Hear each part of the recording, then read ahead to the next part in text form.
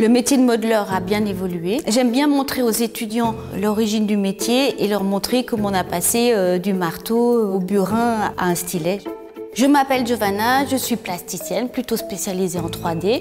J'enseigne à l'EMC depuis plusieurs années. J'ai fait une formation en Suisse, aux Arts Déco, puis après à l'École supérieure d'art et de design à Genève. Je suis partie ensuite travailler sur des chantiers en Italie, ce qui m'a permis d'apprendre la taille de pierre, faire des pièces plutôt monumentales. Je ne fais pas tellement d'expos en tant que plasticienne. Je préfère être confrontée à ces appels à projets qui me permettent de me dépasser, qui m'obligent à me dépasser. En parallèle, je continue à enseigner, à transmettre. Mais pour transmettre, il faut se nourrir. Donc moi, je continue à être en compétition, à travailler de mon côté. J'enseigne dans la formation 3D Motion à l'EMC et je m'occupe en particulier des prépas. L'objectif, c'est de travailler le volume de façon traditionnelle pour passer après au digital. On commence par le modelage assez simple, la terre. Mais avant de faire une terre, il faut un gabarit en métal pour comprendre aussi quels sont les enjeux d'un volume, le poids, le contrepoids.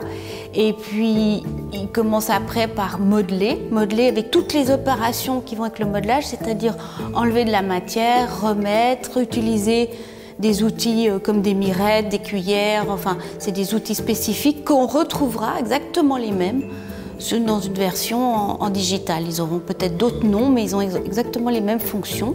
On apprend à faire glisser la lumière, comment creuser pour que la lumière glisse dessus, puis surtout de regarder en 3 dimensions de tous les côtés. Un volume, ça se tourne tout le temps. Donc cette partie traditionnelle avant est essentielle, puisque le fait de travailler avec leurs mains, ça leur fait une mémoire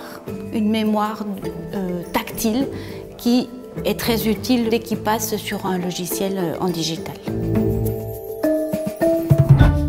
Cette première année de prépa leur permet de préparer un book, c'est leur CV visuel. Ils auront eu des bases traditionnelles, des premières bases digitales. Ça leur permet de rentrer en première année 3D Motion et par la suite, en deuxième année, ils pourront se spécialiser en animation 3D, en game art et effets spéciaux. L'intérêt pour les étudiants de faire la formation 3D Motion à l'EMC, c'est que ça leur permet de commencer par cette année prépa qui leur donne une sorte de panoplie de possibilités. Mon job, c'est justement de les aider, de trouver leurs points forts, ce qui leur permettra de trouver une spécialisation.